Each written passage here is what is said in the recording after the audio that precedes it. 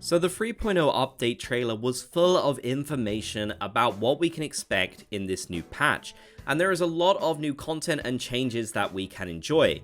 However, there is also plenty of information that Nintendo did not explicitly mention at all that perhaps a lot of people don't know about yet. We're talking about things that were kind of hidden within small text within the trailer, or information that has only been shared on certain websites rather than in the video itself.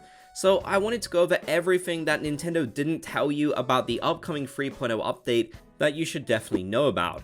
So leave a like on the video if you're excited, and let's jump straight into it.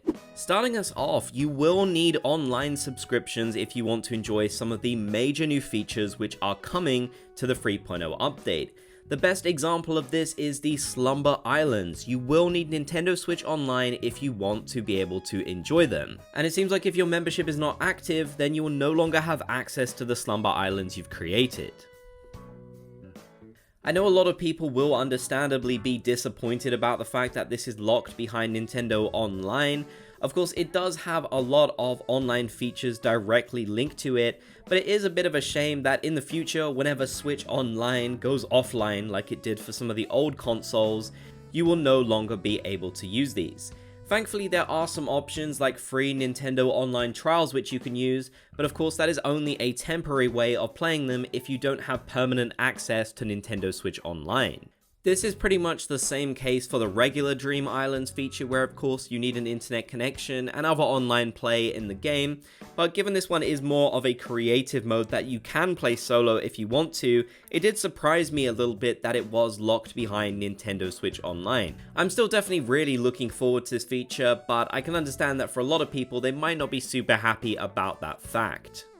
Moving on, one of the main questions I've seen about the 3.0 update is what amiibo will be required for you to get new villagers like Chulin, Mineru, Cici and Viche, as well as the collaboration items for Zelda and Splatoon.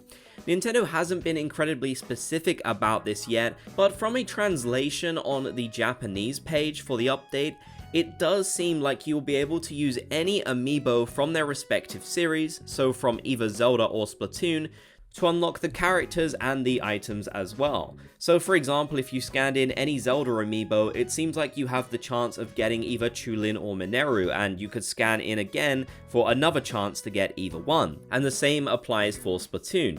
And once you've scanned in the amiibo once, it seems like you should unlock all of the different items for the collaboration. This is definitely interesting if it is the case, as back in Animal Crossing New Leaf with this collaboration, you had to specifically use an amiibo of a related character. So we kind of assumed we'd have to do the same in New Horizons with the Chulin amiibo, with the Mineru amiibo, with Shiva or Fry's amiibo. But from what the Japanese page, it seems like that might not be the case. So you might not want to rush into getting these specific amiibos at this point, when we don't really know if you'll actually need them, and you might just be able to use any generic Zelda or Splatoon amiibo to get these characters. I do think that would be a better option personally. It can be really hard to get your hands on some of these specific amiibo for characters, and given that we are primarily Animal Crossing fans, at least I assume so, there's a good chance you might not have any of them for these other series at all. So if you want to get the items and the characters, it would be a lot easier just to be able to use anything from the series, especially as some amiibo are just so much more accessible and a lot cheaper at this point too. Of course, you could also use NFC chips if you wanted to as well. That might be an easier solution. Now, something that not a lot of people realize is you can't just invite any special character you want to the hotel on your island. In fact, it will be limited only to characters who do not work or live on your island. So for example, characters like the Dodo brothers, Isabelle, Tom Nook, Blathers, the Able sisters, and Timmy and Tommy presumably will not be able to be invited to stay as a guest at the hotel, since they have permanent residence on your island. However, they have confirmed that special characters who visit, like Leaf, Flick, CJ, of course any of the special characters who do events and such, should be available to invite via an amiibo figure or card to the hotel. I definitely feel like this is worth noting in case anyone was hoping they could invite Tom Nook or Isabelle, for example, but that is not the case. As long as they've got a permanent job on the island and you can see them around in a building at pretty much all times, then they will not be able to come in. The question is whether this will also apply to characters like Resetti, who do have more of a role on your island, but perhaps aren't as visible as some of the other characters are. I'll definitely be interested in finding it out. It's also known now that you will have to meet certain requirements if you want to have all of the new features that are available in the 3.0 update. They won't just unlock immediately for everyone, you will need to do certain things to be able to achieve them.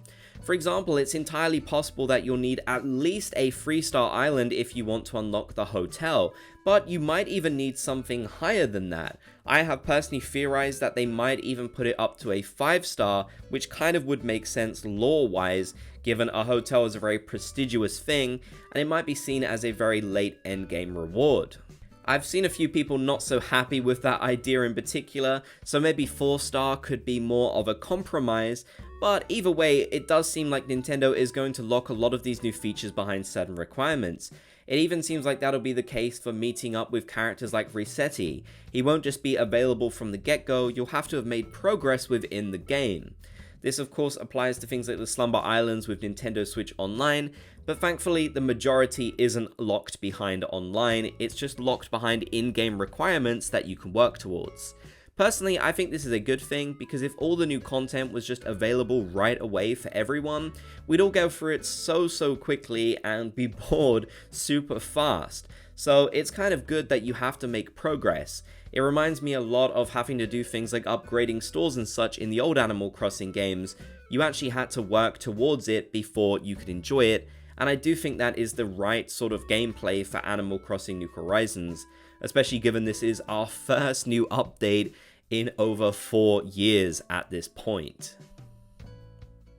Now, I briefly mentioned this on the channel before, so I'm not going to go over this for too long here, but I did want to mention once again that Nintendo has reconfirmed you will be able to craft in bulk pretty much anywhere on the island. They didn't really mention this at all in the actual trailer, they just kind of showed the footage of it and that was it. But more excitingly, something they didn't mention anywhere in the trailer at all is that you'll be able to pull the materials directly from your storage. So this is definitely one of the top things that they didn't tell us that is a fantastic quality of life change, and it seems like there will be a lot more of those too. For example, they didn't tell us in the trailer that terraforming is actually getting a very exciting update. This time around, it seems like you'll be able to move locked to kind of a grid, so you can slide along for much easier terraforming. You don't have to sort of reposition yourself each and every time that you want to terraform something. You can slide along, which will just make it so much more convenient. And these are of course just the things that we could visibly see within the trailer. There's probably a lot of other things that they haven't told us already, which is very exciting to think about indeed. So let me know your thoughts down in the comment section down below. I'd love to hear what you have to say. If you made it to the end, be sure to comment Bob's Gang so I know you did.